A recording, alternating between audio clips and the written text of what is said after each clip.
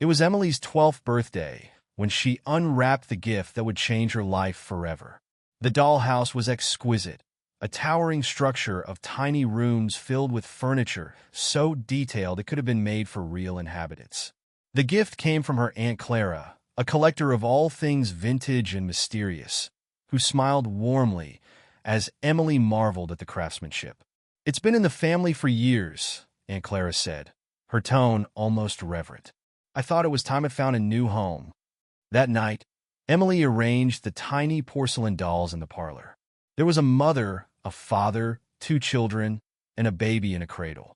Each doll had delicately painted features, their expression serene. Emily admired the setup, then placed the dollhouse on a shelf in her bedroom. She fell asleep with a smile, dreaming of playing with it the next morning. But when she awoke, something was off. The dolls were no longer where she'd left them.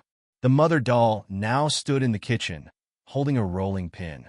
The father sat at the tiny dining table, a newspaper in his hand. One of the children had moved to the stairs, frozen mid-step. Emily stared, her mind racing. Had her younger brother, Ben, snuck into her room to play a prank? She questioned him at breakfast, but Ben shrugged. "I don't even like dolls," he muttered, shoveling cereal into his mouth. That evening, Emily returned to her room and carefully set the dolls back in their original positions. This time, she memorized their placement and shut the dollhouse doors tightly. When she woke up the next morning, her stomach twisted into knots. The dolls had moved again. This time, their positions were eerier. The mother doll stood in the nursery, leaning over the baby's cradle. The father was on the roof, as if watching something beyond the miniature chimney. And the 2 children were at the windows, staring out, their tiny faces unnervingly blank. Emily's unease grew. She started locking her bedroom door at night, but the dolls continued to rearrange themselves. The movements became more deliberate, more disturbing. The mother doll now wielded a tiny knife in the kitchen. The father stood in the library, staring at an empty wall as though he were waiting for something. One night, after nervously rearranging the dolls again, Emily noticed something that made her heart skip a beat. A new doll had appeared. It was small, just like the others, but the resemblance to Emily was unmistakable. The tiny doll had her dark hair, her favorite blue hoodie, and even her freckles. Its blank, glassy eyes stared directly at her. Emily's hands trembled as she picked it up. "Where did you come from?" she whispered, her voice barely audible. There was no answer, of course, but she couldn't shake the feeling that the dollhouse was watching her. That night, she dreamed of the dollhouse. In her dream, the dolls were alive, whispering her name in voices that sounded like shards of broken glass scraping together. The Emily doll moved in her dream, its tiny mouth stretching into an unsettling smile as it climbed out of the dollhouse and onto her bed. Emily woke with a start, her heart pounding. When she turned to look at the dollhouse, the tiny Emily doll was sitting on the edge of the shelf, its legs dangling over the side. She hadn't left it there. Emily stared at the doll on the shelf, her chest tightening with fear. It wasn't possible. She'd put the doll inside the house last night. She was sure of it. The little porcelain figure, now eerily close to her bed, seemed to mock her disbelief. Her first instinct was to throw the doll away. She grabbed it, the smooth surface cold against her palm, and hurled it into her closet. With trembling hands, she shut the dollhouse doors tightly, then draped a blanket over the entire structure. "Out of sight, out of mind," she whispered, trying to convince herself. That night, sleep didn't come easily. Every creak of the house felt amplified in the stillness. The shadows on her walls seemed to twist and shift. Then, just as her eyes started to close, she heard it faint like a breeze slipping through a crack. A whisper, "Emily." Her eyes shot open, and her breath hitched. The sound was faint but unmistakable, like someone speaking from a great distance. She sat up, scanning the dark room. The dollhouse sat motionless under the blanket, but the air around it felt heavier, colder. "Who's there?" she called out, her voice cracking. The whisper came again, more distinct this time. "Come play." Emily's blood turned cold. It wasn't just a whisper. It was her voice, the exact tone and pitch, as though she were calling to herself. Terrified, she switched on the lamp and bolted out of bed. The blanket over the dollhouse rippled slightly, as if a breeze had passed through it. Summoning every ounce of courage, she yanked the blanket off. The dollhouse stood as it had before, the dolls neatly arranged inside. Except for one thing, the Emily doll was gone. Emily's hands shook as she inspected the house. She opened every tiny door, peered into every room. The doll wasn't inside, but as she leaned closer, a sharp, metallic scent hit her nose. She tilted the house slightly to look underneath it. Her heart sank. Carved into the wood beneath the dollhouse was her name, etched deep and jagged, as though scratched in haste. The letters weren't alone. A new inscription had appeared just below it, fresh and glistening faintly in the lamplight. It read, "She belongs to us now." Emily screamed, stumbling backward. Her parents rushed in moments later, their faces filled with concern. "What's wrong?" her mother asked, gripping Emily's shoulders. "The dollhouse. It's alive. The dolls are moving. And my name, it's written under there." Emily stammered, pointing at the dollhouse. Her father knelt to inspect it, flipping it over. But when he looked back at her, his expression was calm, almost amused. "There's nothing here, sweetheart." Emily insisted, yanking it out of his hands. She flipped it over again. The inscriptions were gone. The wood was smooth, unmarked. "It's just your imagination," her mother said gently, brushing a strand of hair from Emily's face. "You've been spending too much time in your room. Let's put the dollhouse away for a while." Emily didn't argue. She watched as her father carried the dollhouse to the attic, her sense of relief fleeting. Even after it was gone, she couldn't shake the feeling that the whispers would follow her. That night, she locked her bedroom door and crawled under her blanket, hoping the nightmare would end. But just as her eyes closed, she felt it, a cold, porcelain hand brushing against her cheek. Emily jolted awake, gasping, her hand flying to her cheek. The sensation of the porcelain touch lingered, cold and unnervingly real. She fumbled for her bedside lamp, flicking it on, and scanned the room with wide eyes. Nothing, just the faint hum of silence. But her nerves didn't settle. The dollhouse was gone, locked away in the attic, yet the room still felt wrong. Her gaze wandered to the closet where she had tossed the Emily doll earlier. Summoning her courage, she crept over, yanked the door open, and froze. The doll wasn't there. Instead, a faint trail of powdery, white dust led from the closet toward the hallway. Her stomach churned as she hesitated, then slowly cracked open her bedroom door. The trail continued up the stairs. She clutched her flashlight, barely breathing, as she followed the ghostly path, step by step. The air grew colder the higher she climbed, the shadows on the walls seeming to stretch toward her. When she reached the attic door, she hesitated, her hand trembling on the doorknob. "You can do this," she whispered to herself, though the words rang hollow. The door creaked open, revealing the dim, musty space. Moonlight filtered through the lone window, illuminating the dollhouse in the center of the room. It sat untouched, pristine, yet something about it felt alive, pulsating with an unseen energy. Emily's flashlight beam danced across the tiny structure, and she stiffened. The dolls were no longer inside the house. Instead, they were scattered around the attic in eerie positions. The father doll lay slumped against a box, his face turned toward her. The mother stood on the windowsill, her arms raised as if reaching for escape. The baby's cradle was overturned, the infant doll missing. And then there was the Emily doll. It stood in front of the dollhouse, perfectly posed, its lifelike features twisted into a chilling smile. In its tiny hands, it held something small and glinting, a shard of glass. Emily's voice caught in her throat as the doll turned its head ever so slightly toward her, the movement impossibly smooth. She stumbled backward, dropping the flashlight, and the room plunged into darkness. Her pulse thundered in her ears as she scrambled to retrieve it. When the beam of light returned, the Emily doll was gone.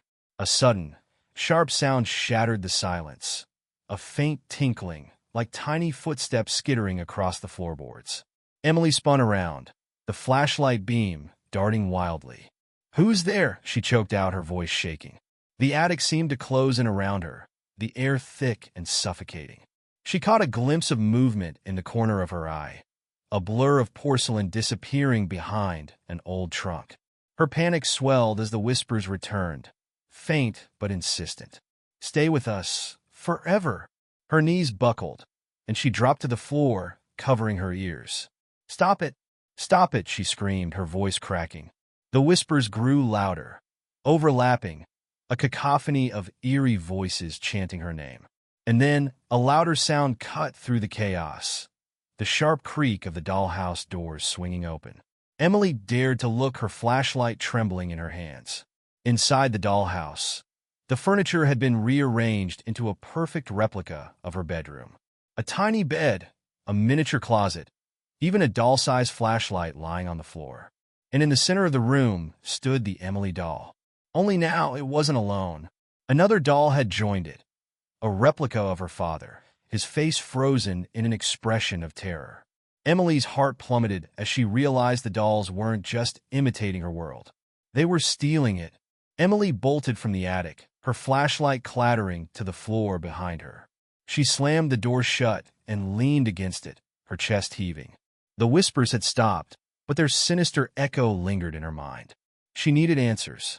Rushing to her mother's room, she shook her awake. "Mom, please, you have to tell me about the dollhouse. Where did Aunt Clara get it?" Her mother groaned, sitting up groggily. "Emily, it's the middle of the night. What's going on?" "It's the dollhouse.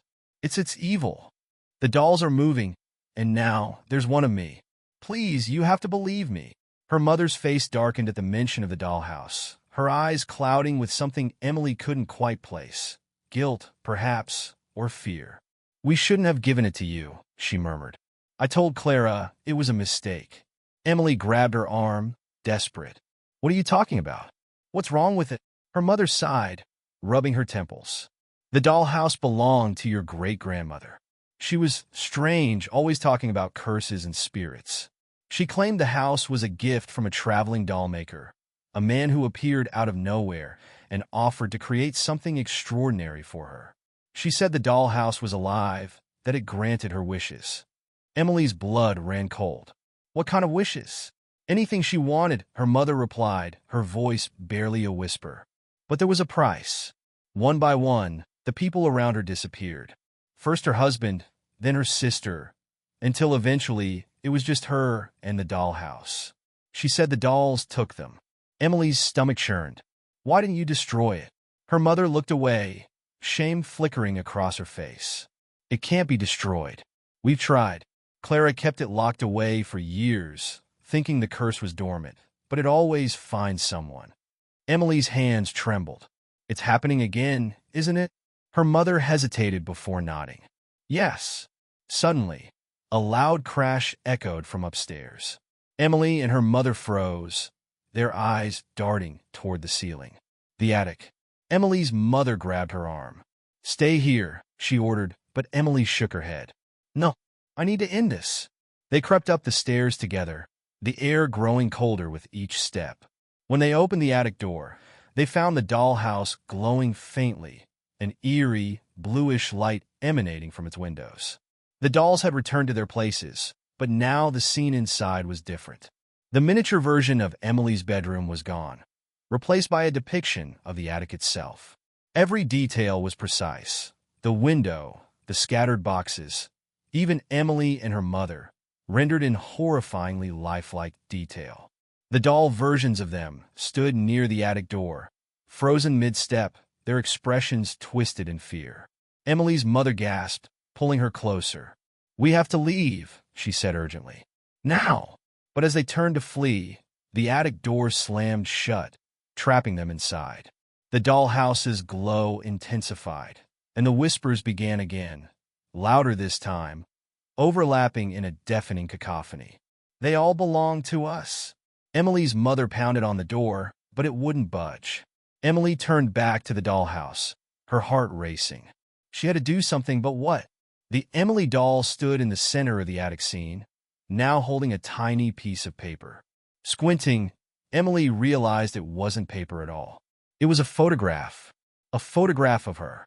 Tears streamed down her face as she reached toward the dollhouse. Her mother grabbed her arm. "No, don't touch it." But Emily pulled free. "If I don't, we'll never get out of here," she cried. As her fingers brushed the dollhouse's surface, a searing cold shot through her body. Her vision blurred, and the room seemed to spin around her. The whispers rose to a deafening crescendo, and then everything went black. Emily woke to find herself lying on cold, polished wood. She blinked, disoriented, and tried to sit up. Her surroundings were bizarrely familiar, yet grotesquely wrong. The room was her attic, but larger, impossibly vast, like she'd been shrunk to the size of a doll. Her breath hitched. She looked down at her hands and screamed. Her fingers were no longer flesh, but delicate porcelain, painted to mimic her skin. Her joints were stiff, hinged like those of a doll. She stumbled backward, her reflection in the window catching her eye. A perfect porcelain version of herself stared back, her face frozen in a silent scream. "Emily!" Her mother's voice rang out, distant and muffled. Emily spun around. Outside the dollhouse, she could see her real mother, pounding on the attic door. To her horror, her own body, still human, stood next to her mother, motionless. The Emily doll was in her place, staring blankly at the real world. Emily yelled, her voice high and hollow, echoing unnaturally in the dollhouse. The other dolls began to stir. The mother doll turned her head first, the sound of grinding porcelain reverberating in the tiny space. Then the father, the children, and finally the baby, all twisting unnaturally to face her. Their blank, painted eyes gleamed with a malevolent light. "You shouldn't have touched us," the mother doll hissed, her voice brittle and cold. Emily backed away, her porcelain feet clicking on the floor. "What do you want from me?" she cried. The father doll stepped forward, his tiny hand pointing toward the glowing dollhouse doorway. "You belong here now like all the others. Your family, your world, they're ours." Emily's porcelain heart felt like it might crack under the weight of terror. She bolted, running through the dollhouse's twisting corridors, her surroundings morphing and shifting like a living maze. She burst into what looked like the nursery, slamming the doors shut behind her. But the dolls were everywhere. The baby doll sat in its cradle, its head turning to watch her. Tiny hands reached out from beneath the furniture, their porcelain fingers grasping at her ankles. She kicked them away and stumbled backward, crashing into a shelf. Her eyes landed on something strange, a small, glowing key hanging from the wall. It pulsed with the same eerie light that emanated from the dollhouse. Instinctively, she grabbed it, the cold metal burning against her porcelain skin. The whispers erupted again, louder and angrier this time. "The key is not yours," they shrieked. The dolls swarmed toward her, their tiny limbs moving unnaturally fast. Clutching the key, Emily ran for the central room of the dollhouse. The glow from the dollhouse's front door intensified as she approached. The Emily doll, the twisted replica of herself, stood blocking the entrance, its face contorted into a malicious grin. "You'll never leave," it hissed, its glassy eyes gleaming. "This is your home now." Emily gritted her teeth, summoning every ounce of courage she had. "No, this is not my home," she screamed and lunged forward, slamming the key into the dollhouse's front door. The entire dollhouse trembled violently, cracks forming in its walls. The glow grew blinding, and the whispers turned to panicked shrieks. Emily shielded her face as the light consumed her. When she opened her eyes, she was back in the attic. Her real body. Her mother knelt beside her, shaking her awake. "Emily, are you okay?" Emily sat up, trembling, her hands clutching her chest to confirm she was human again. The dollhouse lay on its side, broken in two, its delicate furniture shattered. The porcelain dolls were gone. "It's over," her mother whispered, pulling her into a tight embrace. But Emily wasn't so sure. As they left the attic, Emily cast one last glance at the broken dollhouse. For a moment, she thought she saw movement inside, a tiny, porcelain figure staring out through the cracked window, its glassy eyes filled with hate. and then it was still.